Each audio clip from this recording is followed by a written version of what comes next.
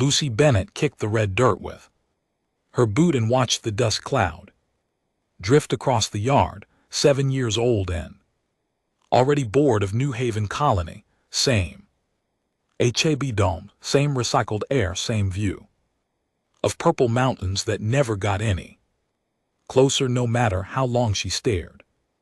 Her parents were inside arguing about crop yields again, something about the soil chemistry being wrong and the wheat dying in Section 4. Lucy didn't understand most of it. She just knew that when her parents used their worried voices, dinner would be quiet and tense. She wandered past the greenhouse where Mr. Garcia was cursing at a broken irrigation pump, past the solar panels that hummed in the afternoon heat, past the fence that marked where the colony ended and the wild red plains began. That's where she found it. The stone sat half buried in the soil, smooth and dark, like polished wood, but it wasn't wood. It was warm when she picked it up, warm, like something alive. Patterns swirled beneath the surface, almost like veins or roots. Lucy held it up to the light and thought she saw something moving deep inside. You're a seed, she whispered to it, a very special seed. She looked around to make sure no one was watching, then tucked the stone seed under her arm and hurried back toward the Habdos, behind the family quarters. There is a small patch of dirt her mother had said she could use for whatever she wanted. Lucy had planted carrots there once, but they died. Everything died on New Haven eventually. But this seed would be different. She could feel it. Lucy dug a hole with her hands, placed the stone seed carefully at the bottom, and covered it with the red soil. She patted it down gently, the way her father patted her head when she was sad. Then she ran inside to get water. Her mother looked up from her data tablet. What are you doing, sweetheart? Planting something special, Lucy said, filling a cup from the purifier. That's nice, baby. Just don't waste too much water. Okay, we're on rationing again.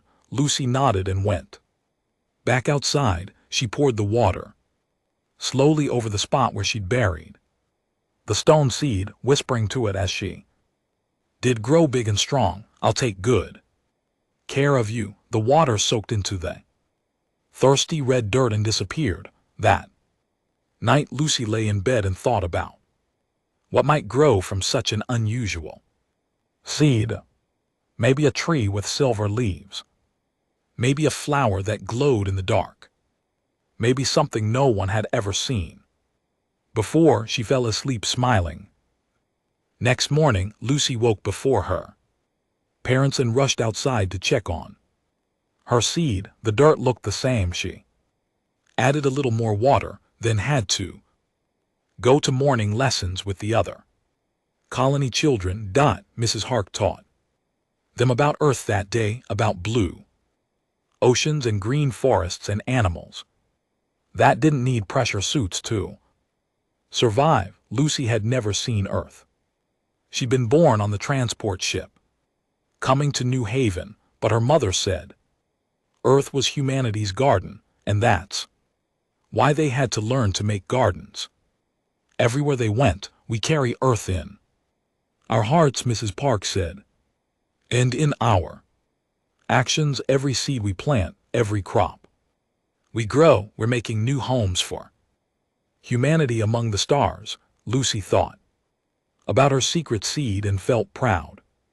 She was making a garden too. Lunch, she sat with her friend Ben, who was building a model rocket out of spare parts. What do you think grows fastest? She asked him. Ben shrugged.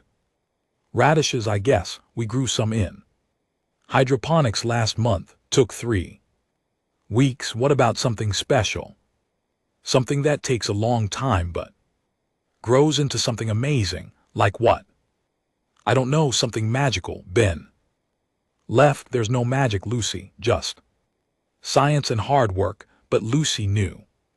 Better, the stone seed felt like magic. Every day after lessons, Lucy would visit her garden spot. She'd water the seed, talk to it, tell about her day. She told it about Ben's rocket and Mrs.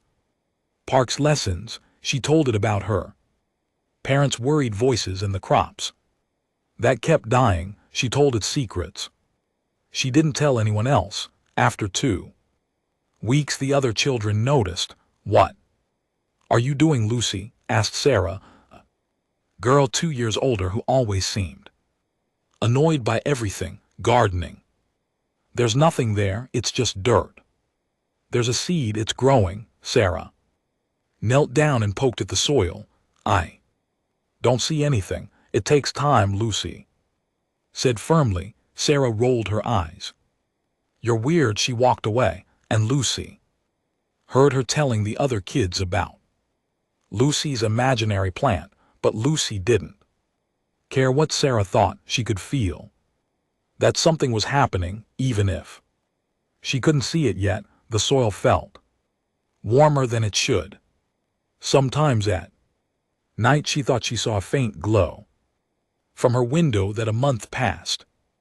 Lucy decorated the area around her seed with painted rocks. She drew flowers and suns and stars on them with markers. She traded her dessert rations for. She arranged them in a circle, making a special place. Her father smiled when he saw it. "That's beautiful, Lucy. It's a garden," she said proudly. "I can see that." "What are you growing?" "Something special, you'll see." He ruffled her hair. "I'm sure it will be wonderful." Her mother was less patient. "Lucy, honey, I know you're trying, but that soil isn't good for growing. The chemical balance is all wrong. Maybe you should try planting something in the hydroponics bay instead." "No," Lucy said, "it has to be here." Her mother sighed but didn't push. Everyone on New Haven had learned that sometimes you had to let people have their small hopes, even if they were impossible. 3 months after Lucy planted her stone seed, the first crack appeared. She was watering it one evening when she noticed a thin, dark line across the surface where the soil had been disturbed. She brushed away the dirt carefully and gasped. The stone seed had risen slightly, pushing up through the soil, and running across its surface was a hairline fracture, so thin she could barely see it. But inside that crack something glowed, something warm and golden like firelight. Lucy's heart pounded. She covered the seed back up quickly and looked around, but no one was watching. The colony was busy with dinner preparations. She could smell synthesized protein cooking in the communal kitchen. "Soon," she whispered to her seed, "soon you'll be ready." She didn't know what would emerge. She didn't know that her simple act of kindness would change everything, not just for New Haven, but for the entire galaxy. She was just a 7-year-old girl who had found something that looked lonely and decided to give it love. Sometimes that's all it takes to wake ancient things from their long sleep. 6 months had passed since Lucy planted her stone seed, and the crack had grown wider. Now was impossible to hide. Seed pushed up through the soil like a small boulder, glowing softly at night. Lucy tried to cover it with rocks and dirt, but each morning it had shifted, again growing warmer. The other children had stopped teasing her. Now they just stared, keeping their distance, as if the glowing stone might bite them.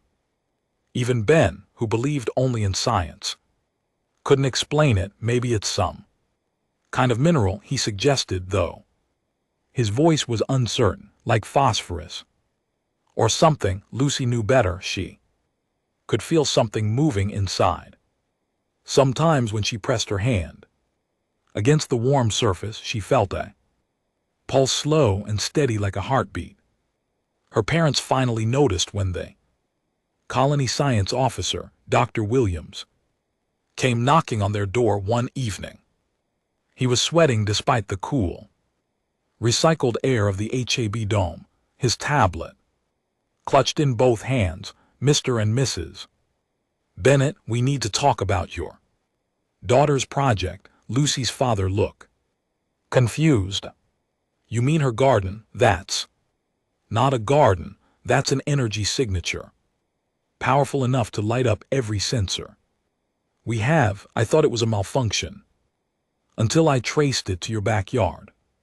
Lucy's mother went pale. Is it dangerous? Is it radiation? I don't know what it is, but it's growing stronger. We need to remove it before thunder cracked across the sky, cutting him off. All three adults rushed to the window.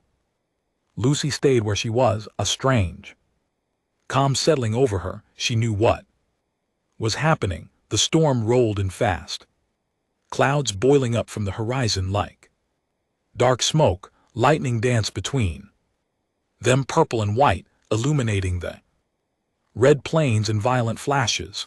The wind picked up, howling against the HFY domes, and rain began to fall.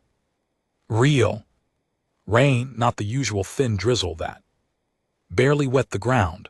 Lucy, get away from the window, her mother said, but Lucy was already moving toward the back door. I have to check on it, Lucy. No. But she was already outside, running through the rain toward her garden. The painted rocks had scattered in the wind. The glowing stone seed sat fully exposed, now pulsing with light that matched the lightning above, cracked spiderweb across its entire surface, and through those cracks golden light poured out. Lucy fell to her knees beside it, rain soaking through her clothes. It's okay, she whispered. I'm here.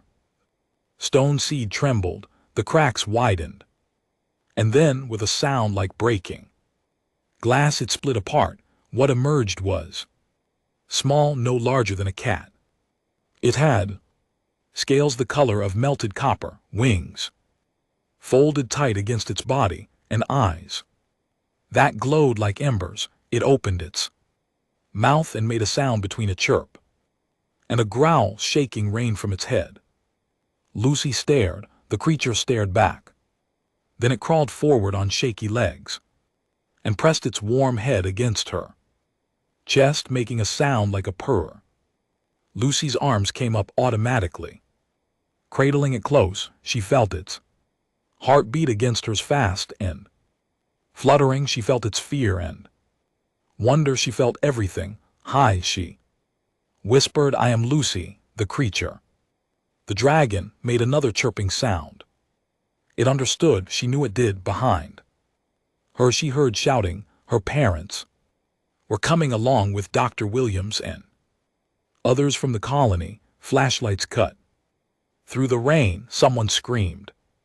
Someone else was yelling into a radio about security. Lucy held the dragon tighter. I'll keep you safe, she promised. The dragon's eyes brightened, and warmth spread through Lucy's chest.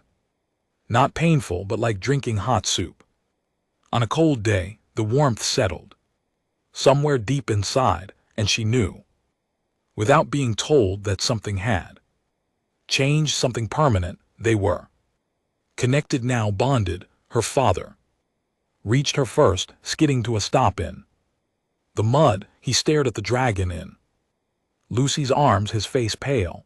Lucy put down slowly. No, he's scared. It's dangerous. We don't know what it is. He's a baby and his name is Ash. She didn't know where the name came from. It just felt right, like the dragon had told her himself. Dr. Williams arrived next, along with Director Hamilton, who ran the entire colony. Hamilton was a big man with a scarred face and a military background. He looked at the dragon like it was a grenade with a pin pulled. Someone get that thing away from the child, he ordered. 2 security officers moved forward. Ash lifted his head and hissed. A small sound but sharp with warning. Heat radiated from his scales. Officers stopped. Stand down, Hamilton said. We'll use tranquilizers. No, Lucy's mother said suddenly. Stepping in front of Lucy, you're not shooting anything near my daughter. That thing could be dangerous, so could you. But I don't see anyone pointing guns at you. The rain was slowing now, the storm passing as quickly as it had come. Lucy stood up, still holding Ash. The dragon wrapped his tail around her wrist.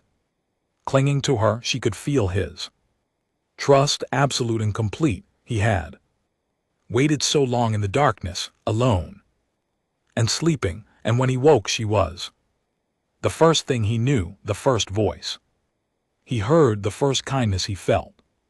Doubt, of course he loved her. How could he not? I watered him for 6 months, Lucy said, her voice small but steady. I talked to him. I took care of him. He's mine. Lucy, honey, you don't understand, Dr. Williams said, trying to sound gentle. This is some kind of alien creature. We need to study it. Understand what it is before. He's a dragon, Lucy interrupted, and he needs me. Hamilton's radio crackled to life. Voice spoke urgently, too low for Lucy to hear. Hamilton listened, his expression darkening. He looked up at the sky. We have incoming ships, he said quietly. Multiple contacts. Breaking orbit. Who? Lucy's father demanded. I don't know, but they're headed right for us. Lucy felt Ash tense. In her arms, she felt his fear spike. Ancient instincts waking. He knew those ships, or rather he knew what they meant. Hunters, enemies, things that wanted to hurt him. She held him closer.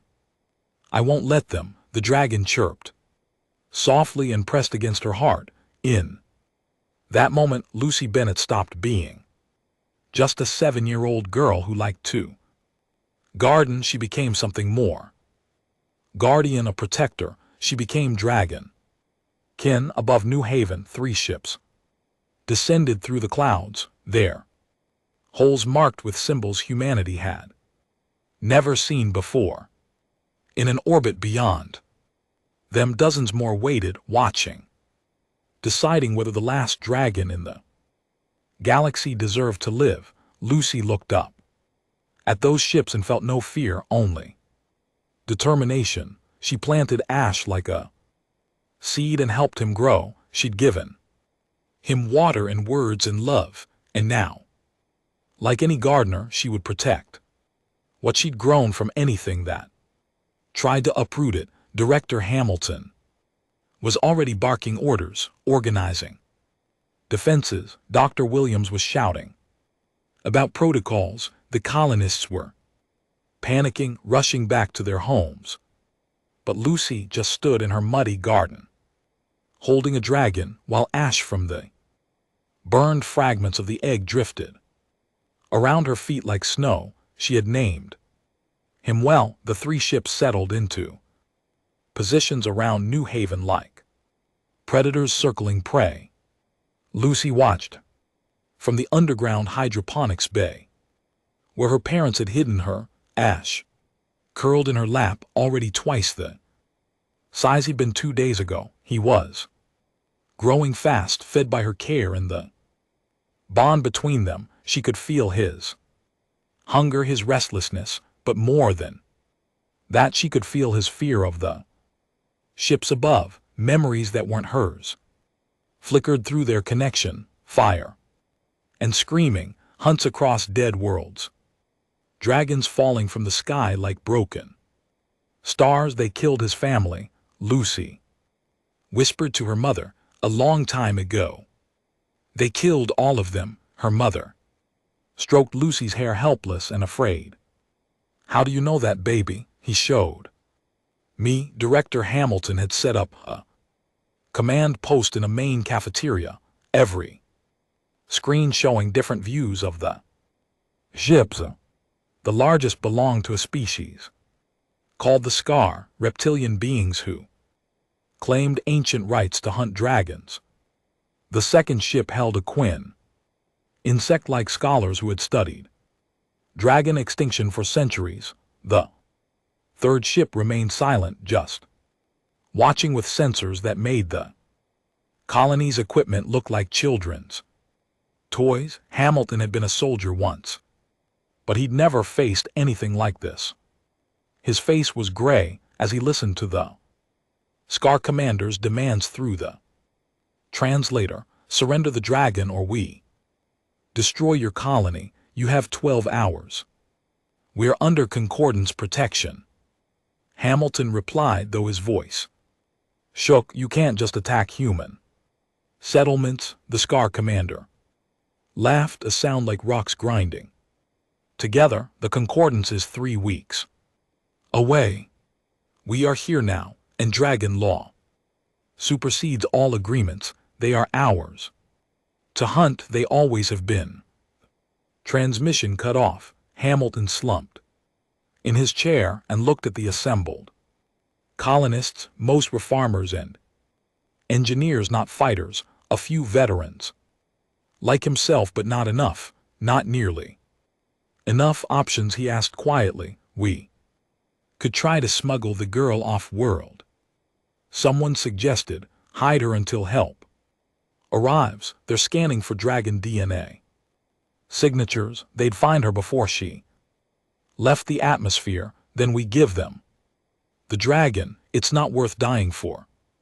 Lucy's father stood up so fast his chair fell over. That's my daughter you're talking about. They're bonded. You can't separate them. Better separated than dead. The argument grew louder. Lucy stopped listening. She pressed her face against Ash's warm scales and felt his heart beating against her cheek. He was scared too, but he wasn't scared for himself. He was scared for her, scared that she'd get hurt protecting him. I won't let them take you, she whispered. Ash made a low rumbling sound and licked her hand with a tongue that felt like warm sandpaper. On the third day of the siege, the Scar sent a landing party, 12 soldiers in heavy armor, armed with weapons that hummed with dangerous energy. They marched through the main gates like they owned the place, demanding to see the dragon. Hamilton met them in the courtyard, backed by 20 colonists, carrying hunting rifles and improvised weapons. Snorts. It would have been laughable if it wasn't so desperate. You need to leave, Hamilton said. Now, the Scar commander removed his helmet, revealing a face like a nightmare made of scales and teeth. Where is the dragon? Not here. We can smell it. Dragon scent is unmistakable. Lucy watched from a ventilation grate. Ash pressed against her side. She felt him tense, felt his instincts screaming at him to fight or flee, but he stayed still because she needed him to stay still. The bond worked both ways. He trusted her as much as she trusted him. The Scar commander raised his weapon. Last chance, human. Show us the dragon, or we start executing your people. That's when Lucy made her choice. She couldn't let innocent people die. Not for her, not for Ash. She pushed open the grate and climbed out, Ash following close behind. I'm here, she called out. Leave them alone. Every head turned. Lucy walked forward, trying not to shake. Ash kept pace with her, his head level with her shoulder now. He was beautiful in the sunlight, scales shimmering like liquid metal. The Scar commander smiled, showing too many teeth. There you are, little one. Come quietly and no one gets hurt. I'm not going anywhere with you. You don't have a choice. Yes, I do. Ash growled, a sound that started deep in his chest and rolled out like thunder. Heat radiated from his body. The Scar soldiers raised Their weapons, but their commander held up a hand. Don't be stupid, child. That dragon is barely hatched. It can't protect you from us. Maybe not, Lucy said, but he doesn't have to. She felt Ash's confusion through the bond, then his understanding. She wasn't asking him to fight. She was asking him to trust her one more time. Lucy stepped forward, putting herself between Ash and the scar. Weapons, if you want him, you have to go through me, the commander laughed. Easily done. Then do it. Shoot a human child in front of all these witnesses. See what the concordance does to you. Then the laughter died. The commander's expression shifted from amusement to anger. You think they care about one child? I think they care about the law. And I think shooting unarmed kids breaks about 50 different treaties. Hamilton stepped forward, understanding Lucy's play. She's right. You harm her, and every human world in the concordance will demand your heads. Is one dragon worth starting a war? The Scar soldiers shifted uncomfortably, their commander's tail lashed in frustration. Before anyone could speak again, the sky split open with light. A fourth ship emerged from the clouds, ancient and massive. It was shaped like a comet, all curves and flowing lines, its hull marked with symbols that predated any living language. The ship came to rest above the colony, and a voice spoke, not through radios or translators, but directly into everyone's minds. The Scar dropped their weapons. The Quinn ship powered down its weapons. Even the silent watchers in the third ship seemed to bow. Enough, the voice said, old and deep as mountains. The child is under my protection now. Lucy felt Ash's reaction, joy and relief and recognition. He knew that voice. He knew that presence. Grandfather, Ash chirped. The first word sound Lucy had heard him make. That a shape descended from the ancient ship, massive and terrible and beautiful, a dragon scarred and ancient, with scales like storm clouds and eyes like dying stars. He was enormous, big enough to swallow the Scar ship whole. He landed with a crash that shook the ground, folding wings that could have covered the entire colony. T looked at the Scar commander with eyes that had seen civilizations rise and fall. You will leave this place, grandfather said. You will leave this child and her bonded in peace, or I will remind you why your ancestors feared us. The Scar commander tried to speak, to argue, to claim ancient rights, but the words died in his throat. He'd seen recordings, heard stories, but stories couldn't capture what it meant to stand before an elder dragon, one of the last true guardians. This isn't over. The commander managed his voice small. Yes, grandfather said softly, it is. The Scar retreated to their ship. The Quinn followed. Even the silent watchers withdrew to a respectful distance. In minutes the siege was broken. As simple as that. Grandfather folded himself down to look at Lucy and Ash up close. His scars were terrible, burns and cuts and marks from weapons that no longer existed. He'd fought in wars humans couldn't imagine. He'd lost everything and everyone he loved, but when he looked at Lucy, his ancient eyes were kind. Hello, little gardener, he said. I felt his awakening from across the galaxy. I came as fast as I could. Lucy swallowed hard. Thank you. Do not thank me yet. The Scar spoke truth about one thing. This is far from over.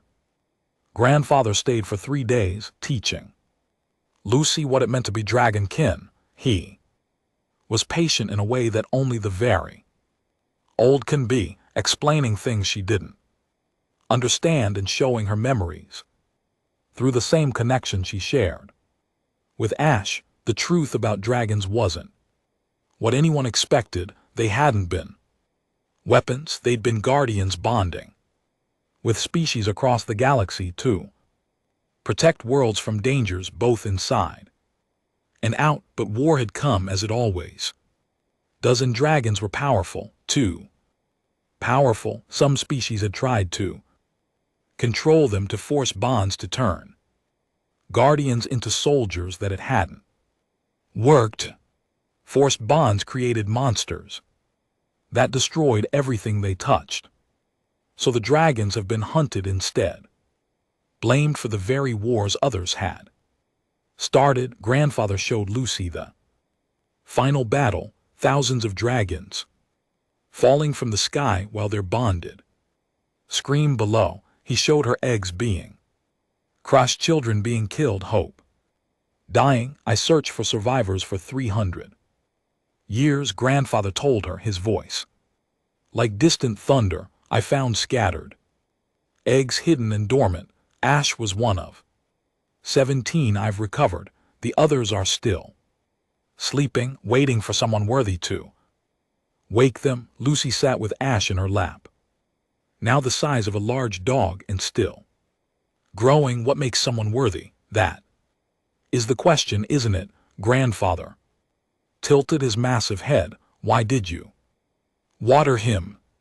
Why did you care for a stone that any sensible person would have ignored? Lucy thought about it. He looked lonely. Lonely. He was dormant, sleeping. He had no feelings, no consciousness. I know, but he still looked lonely. Grandfather made a sound like wind through caves. It might have been laughter. That is why you're worthy. You saw need where others saw nothing. You gave care without expectation of reward. That is what dragons choose. That is what we've always chosen. He showed her more memories, then bonded pairs throughout history, a warrior and their dragon facing an army, a scientist and their dragon exploring impossible places, child and their dragon bringing hope to a dying world. The bonds lasted lifetimes, stretch across decades. When one died, the other followed soon after, unable to bear the separation. It's a terrible gift, Grandfather said softly, to love something that completely, to be loved in return. Lucy pressed her face against Ash's scales. She could feel his contentment, his absolute certainty that they belonged together. The bond had changed her too. She could feel things she couldn't before, heat and cold in new ways, danger like a pressure in her chest, and Ash's emotions always there, a second heartbeat alongside her own. I don't think it's terrible, she said. I think it's wonderful. You're young. You haven't lost yet, have you? Grandfather was silent for a long moment. Then he showed her his bonded, a being whose species Lucy didn't recognize. They had explored the edges of the galaxy, together mapped strange stars, discovered impossible things. They've been together for 600 years, and then pirates had come, and Grandfather had been away, and when he returned there was only ashes.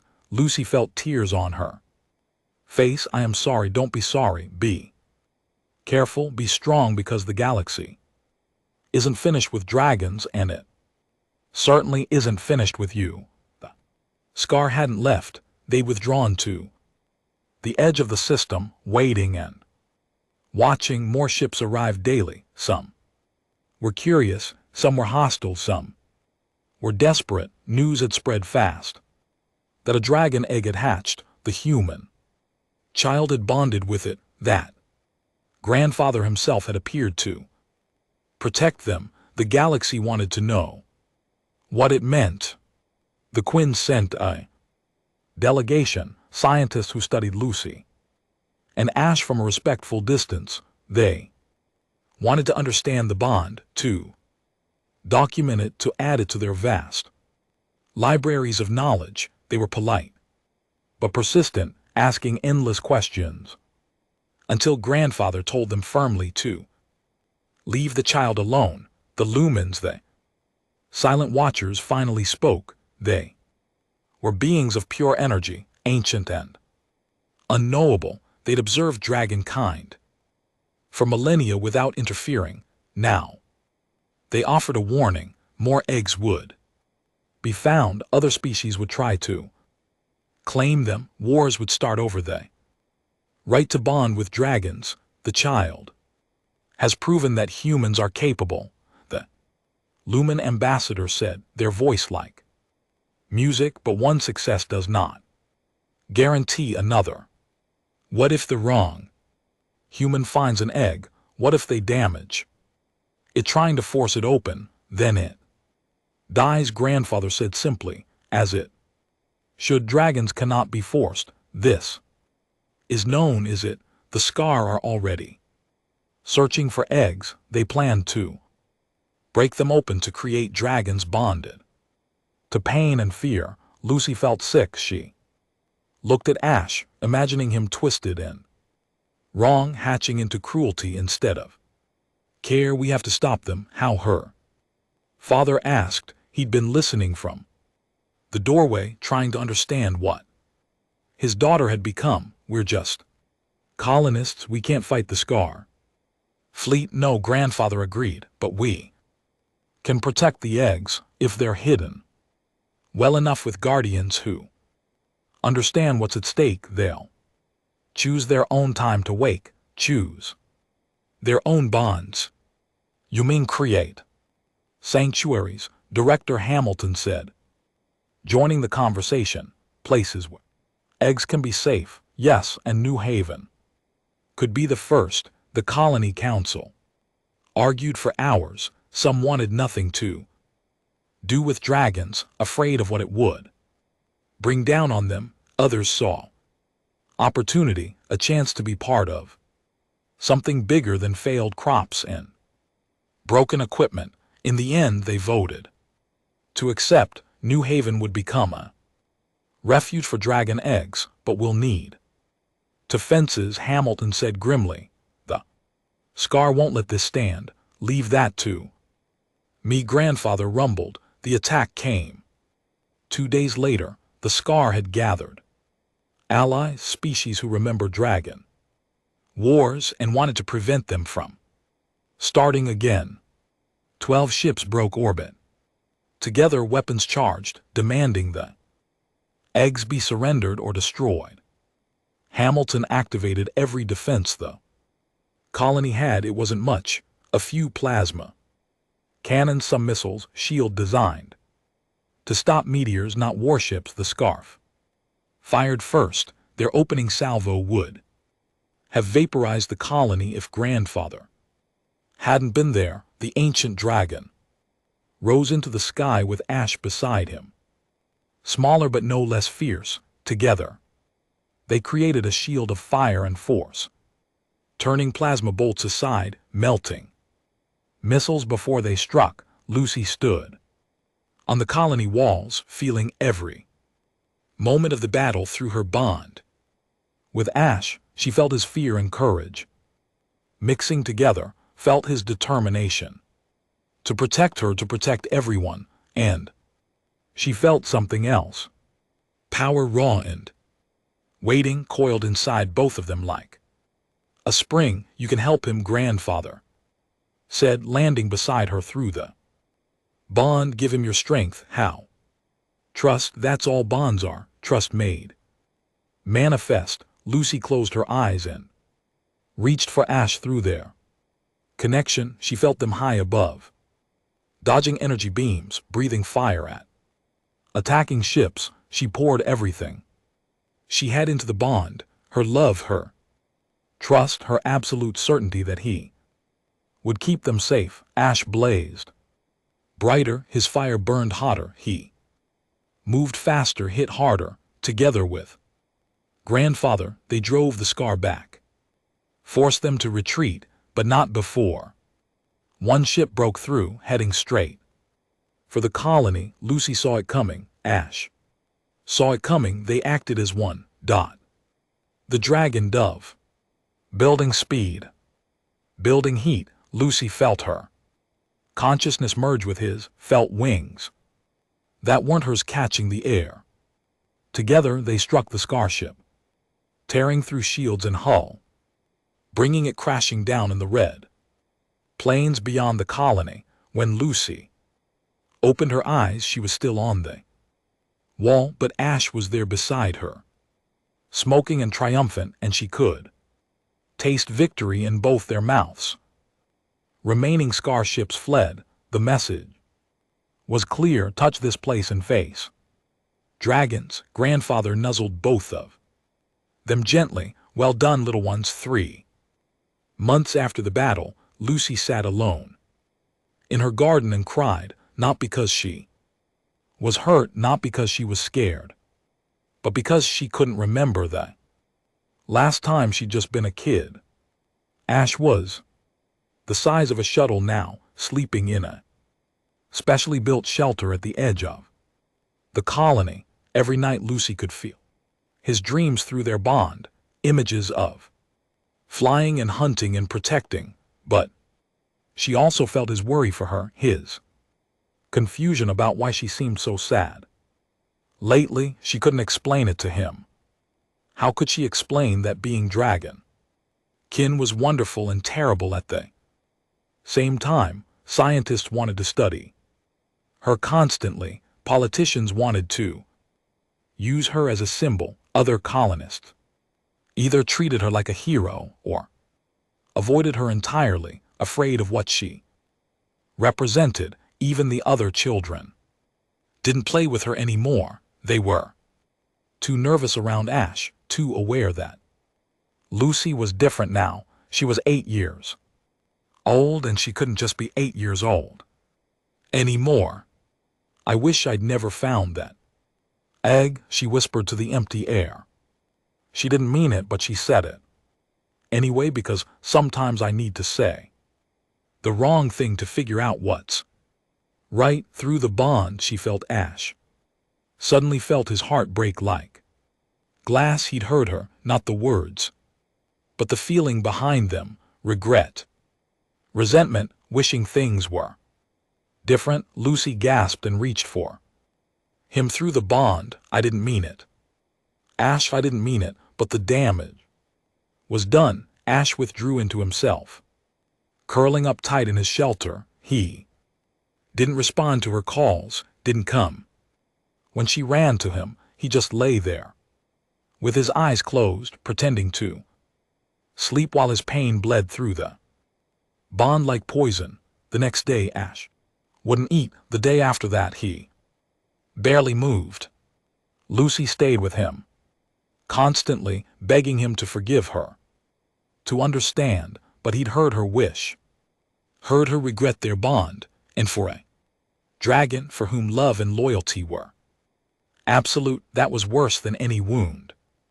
Grandfather found Lucy on the 3rd day, hollow-eyed and desperate. She'd barely slept, refusing to leave Ash's side. He won't eat, she told the ancient dragon. I broke something. I don't know how to fix it. Grandfather settled his massive bulk beside them. Tell me what happened. Lucy explained through tears the loneliness, the pressure, the moment of weakness when she'd wish things were different. I love him, I do. I just wanted things to be easier, and now they're harder, Grandfather said quietly, because he thinks you don't want him. That's not true, isn't it? You wished you'd never found the egg. What is that but wishing he didn't exist? Lucy buried her face in her hands. I made a mistake. How do I fix it? Grandfather was silent for a long moment. Then he began to speak, his voice heavy with old grief. I told you I had a bonded once. What I didn't tell you was how they died. Pirates attacked. While I was away, I could have saved them. I was close enough, but I was angry that day, angry at my bonded for wanting to stay in one place when I wanted to explore, angry at the life we'd built instead of the adventures I'd imagined. That's not the same, Lucy protested. Isn't it? I wanted something different, and because I hesitated, because I let my resentment slow me down, I lost everything. But that wasn't your fault. Then why have I blamed myself for 600 years? Grandfather lowered his head until his eyes were level with Lucy's. Bonds are hard, little one. They require sacrifice. They demand everything, and sometimes in weak moments we resent them. That's normal. That's being alive. Then how do I make him understand? You can't tell him. You have to show him, not with words, with action. Lucy looked at Ash's still form and had an idea. She ran back to the colony, found her mother, and asked for seeds, real seeds this time, not mysterious eggs, tomatoes and carrots, and flowers, whatever could grow in New Haven's harsh soil. She carried them back to Ash's shelter and began to dig. Not in her old garden spot, but here, where Ash could see, where he could watch and understand. She planted seeds in careful rows. She watered them. She whispered to them the way she'd once whispered to him. This is what I do, she said, knowing Ash could hear her. Even if he pretended he couldn't, I find things that need care, and I care for them, not because I expect anything back, not because I want to be special, but because it's right. She planted more seeds. You needed care. You were alone in that egg for who knows how long, so I watered you. I talked to you. I loved you before I even knew what you were. The sun moved across the sky. Lucy's hands were filthy, her knees aching, but she kept planting. I'm sorry. I had a bad day. I'm sorry, I said something stupid, but I don't regret finding you. I don't regret the bond. I just wish the rest of the galaxy would leave us alone sometimes. She planted the last seed and sat back exhausted. That's what I meant, not that I don't want you, but that I want things to be easier for both of us. Behind her she heard movement, felt warmth against her back. Ash had uncurled, had come to her. He pressed his large head against her shoulder and made a sound like wind through leaves. Sad but forgiving, Lucy turned and wrapped her arms around his neck. I love you always, even when things are hard. Ash's rumble became a purr. Through the bond, Lucy felt his love pouring back, unconditional and eternal. He understood now. She wasn't rejecting him. She was just tired, just overwhelmed, just being human. We'll figure out together, she promised. That's what bonds are for, right? That night, Ash ate for the first time in 3 days, and Lucy slept better than she had in months, curled against his warm side, while her new garden waited to sprout. But their peace didn't last long. Message came from the Concordance. An egg had been found on a war-torn world called Broken Sky. The warlord controlling the territory planned to force it open to create a weapon dragon bonded to violence and pain. The Concordance was asking for help. Specifically, they were asking for Lucy. No, her father said immediately. Absolutely not. She's 8 years old. She's the only person alive who successfully bonded with a dragon. The Concordance ambassador replied via transmission. The only one who might be able to help that egg hatch safely. Send someone else. Send troops. We've tried. The warlord has that entire system locked down, but he might allow one child and her dragon a diplomatic visit, a show of good faith. Lucy looked at her parents, then at Ash. Through the bond, she felt his Readiness, he would follow her anywhere. Do anything she asked. The question was, could she ask him to do this? What happens to the egg if we don't help? She asked. The ambassador hesitated. Best case it never hatches. Worst case it hatches broken, creates a monster that kills everything around it before dying itself. Lucy thought about Ash, about the 6 months she'd spent watering him, talking to him, loving him before he woke. She thought about another egg, surrounded by weapons and violence, waiting for someone to show it kindness. I'll go, she said. Lucy, no, her mother pleaded. Mom, I have to. You told me once that we carry earth in our hearts, that we make gardens wherever we go. Well, this is my garden now. She gestured to Ash, to the dragon eggs grandfather had brought to New Haven.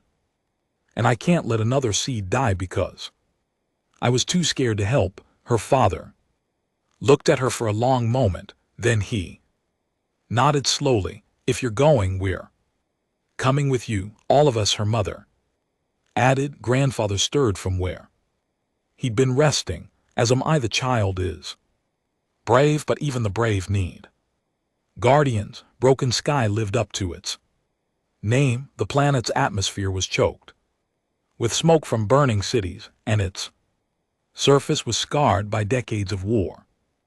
General Cray controlled the northern continent through fear and overwhelming force, his armies crushing anyone who opposed him. Lucy stood in the landing bay of Cray's fortress. Ash pressed against her side. The dragon was massive, now big enough to carry her on his back, but he still felt small compared to the weapons pointed at them. Grandfather waited in orbit, ready to strike if things went wrong, but Lucy had promised to try diplomacy first. Cray himself came to meet them. He was tall for a human, covered in scars, with eyes that looked dead inside. Lucy had seen eyes like that before on broken equipment that still somehow functioned, running but not alive. So the famous dragon child, Cray said, circling them slowly. Smaller than I expected. I'm here about the egg, Lucy said, forcing her voice to stay steady. Direct, I like that. Cray gestured for them to follow. Cool, mate, I'll show you my prize. They walked through corridors lined with soldiers. Lucy felt Ash's tension through the bond, his readiness to fight if needed, but she kept her hand on his neck, silently asking him to wait, to trust her. The egg sat in what looked like a torture chamber. Machines surrounded it, designed to crack it open through force. The egg itself was darker than Ash's had been, with veins of silver running through the stone. It pulsed weakly, irregularly, like a failing heart. Lucy felt sick. What are you doing to it? Accelerating the hatching process. Dragon eggs respond to stimuli, pain, fear, survival instinct. I've been broadcasting battle sounds, exposing it to violence, teaching it what it needs to know to be useful. That's not how it works, Lucy said, moving closer to the egg. You can't force a dragon to bond with you, can I?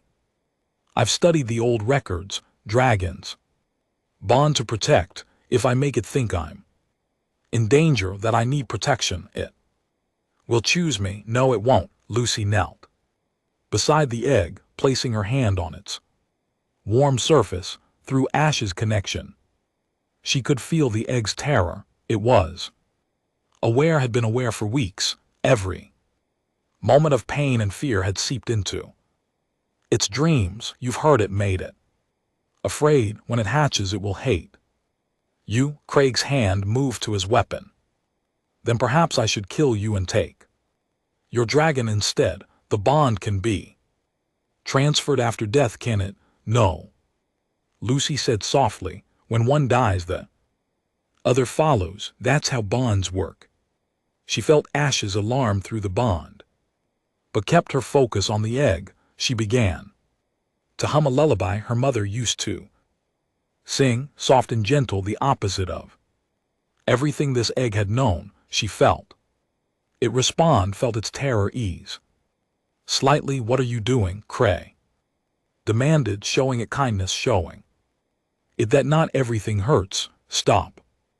That's not," but Lucy kept humming, kept sending warmth and comfort through her connection to Ash, through Ash to the egg. She told it stories silently about gardens and rain and the feeling of sun on scales. She promised that life could be gentle, that not every moment was pain. The egg began to crack. Cray raised his weapon. "It's mine. I found it. I control it. No one controls dragons," Lucy said. "They choose."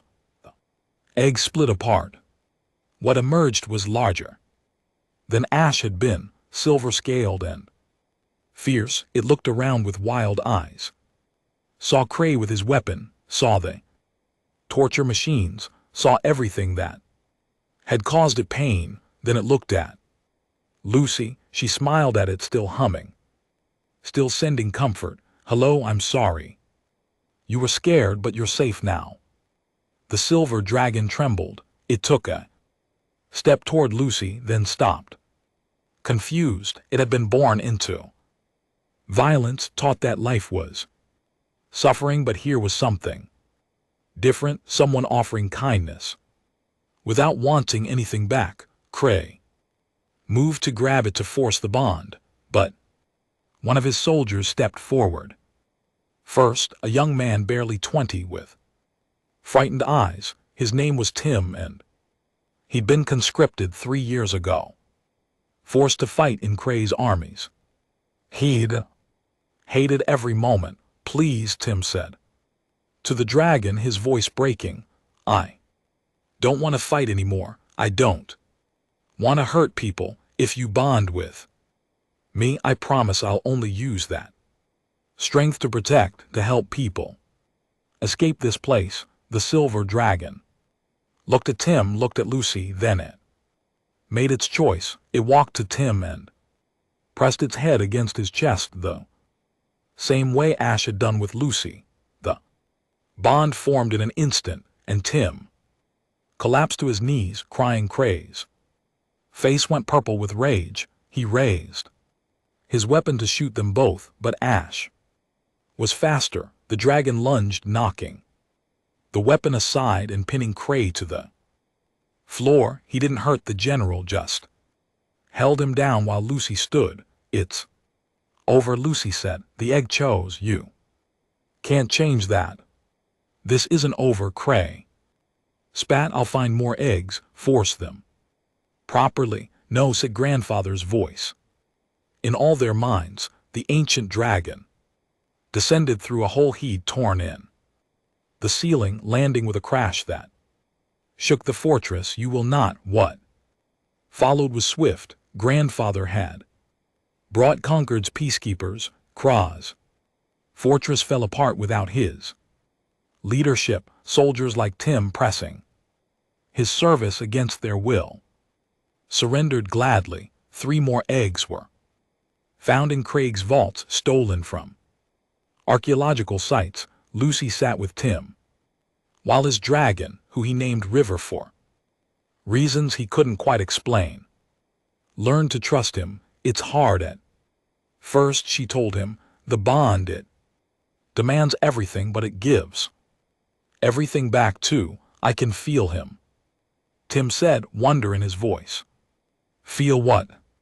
"He feels. He's scared, but he's also curious, and he trusts me. After everything he went through, he trusts me. That's what dragons do. They see the best in us, even when we can't see it ourselves." The journey back to New Haven took a week. Lucy spent the time thinking about what grandfather had said about creating sanctuaries, about letting eggs hatch naturally, bond with those who showed care rather than force. When they arrived home, she found that the colony had changed. The small garden she'd planted while making up with Ash had grown. Colonists had added to it, creating a memorial garden around the spot where Lucy had first planted Ash's egg. It was beautiful, full of earth, plants that shouldn't have been able to grow in New Haven soil, but somehow did. Anyway, love makes things grow, her mother said, standing beside her, even in impossible places. Over the next 2 years, New Haven became what Lucy had envisioned, a sanctuary. Eggs were brought there from across the galaxy, placed in gardens, in quiet places. Children from various species were invited to visit, to play near the eggs, to care for them without expectation. Some eggs hatched, others waited, but each one that woke chose carefully, bonding with beings who showed compassion, patience, care. A Quinn scientist who sang to an egg for 6 months, a lumen who shared warmth with an egg through the cold season, a former Scar soldier who defected, who watered an egg daily and told it stories of peace. The galaxy changed slowly. Wars still happened, but now there were dragons to protect the innocent, bonded pairs who used their strength not to conquer but to defend. It wasn't perfect. Some bonds failed, some dragons were hurt or killed, but the hope that had died with the dragon genocide was being reborn, one egg at a time. Lucy stood in her original garden on her 10th birthday. Ash curled around her like a living wall. He was enormous now, but still gentle with her, still her best friend, still her bond. That a young Quinn child approached, holding a small stone. Is this a seed? Lucy smiled. She recognized that stone, saw the faint patterns beneath its surface, felt the warmth of life waiting inside. It might be. Why don't you plant it and find out? The Quinn child carefully dug a hole and placed the stone inside. Then it looked up at Lucy. What do I do now? Talk to it, water it, take care of it, and if it's meant to wake up, it will. When it's ready, when it knows you're ready. The child nodded solemnly and began to whisper to the buried stone. Lucy felt Ash's contentment through the bond. This was right. This was what they were meant to do, not fight, though they would if they had to. Not conquer or control, but nurture, protect, help things grow in impossible places. Her parents watch from the house. Her father had tears in his eyes. She's so grown up, he said. She's still our little girl. Her mother replied, just one who happens to be changing the galaxy. Grandfather landed nearby, making the ground shake. He'd been traveling, searching for more eggs, bringing them to safety.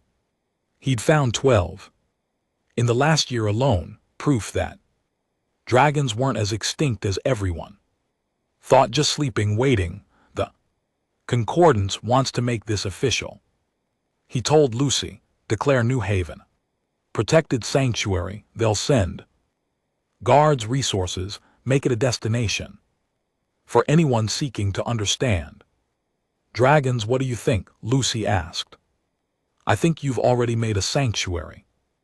The official recognition just makes it easier to protect. That night, Lucy couldn't sleep. She left her room and found Ash waiting outside, patient as always. She climbed onto his back and he launched into the sky. They flew over the colony, over the gardens, over the dozens of eggs carefully tended by beings from across the galaxy. The stars were bright above them.